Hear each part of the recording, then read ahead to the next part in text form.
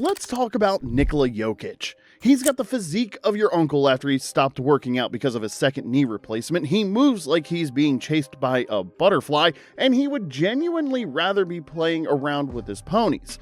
But more importantly, he might just be the best basketball player on the planet. But here's the question. Is this enigmatic unicorn of a man worth his monster contract? Because yeah, he's an MVP and an NBA champion, but when your deal takes up a third of the team's cap and your attitude towards the game is, well, let's call it untraditional, every early playoff exit hits a little different. So let's take a closer look at his year-by-year output and compare that with his contract size and his team's success so we can tell if the Joker is taking the bag and running, or if he's actually worth $276 million.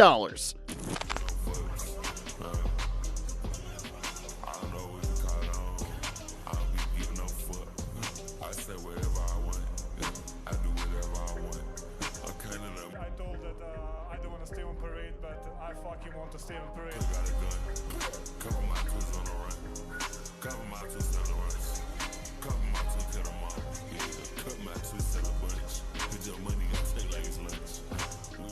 Jokić was drafted 41st overall during a Taco Bell commercial introducing the quesarito, which is delicious. And that's not a joke. The league had no idea what was coming. He came into the league slow, pudgy, and weirdly magical. By year 3, he was tossing full court dimes and basically being unguardable. Give Denver the credit it's due. They saw the vision and said, cool, let's build the whole franchise around him.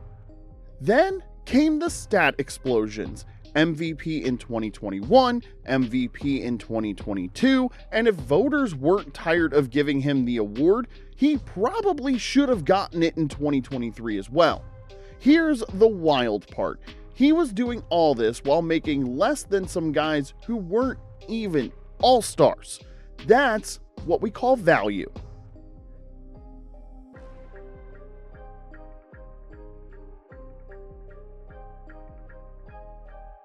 In 2022, Denver backed up the Brinks truck. 5 years, $276 million.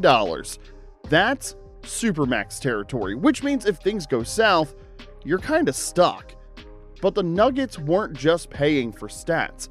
They were paying for the system, because Jokić is the system.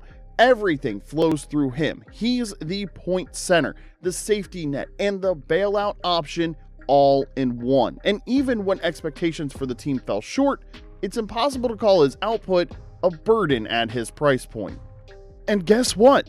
Eventually, it worked. In 2023, Jokić led the Nuggets to their first ever NBA championship, and he made it look easy. He averaged a triple-double in the playoffs, barely broke a sweat, and made defenders question their life choices.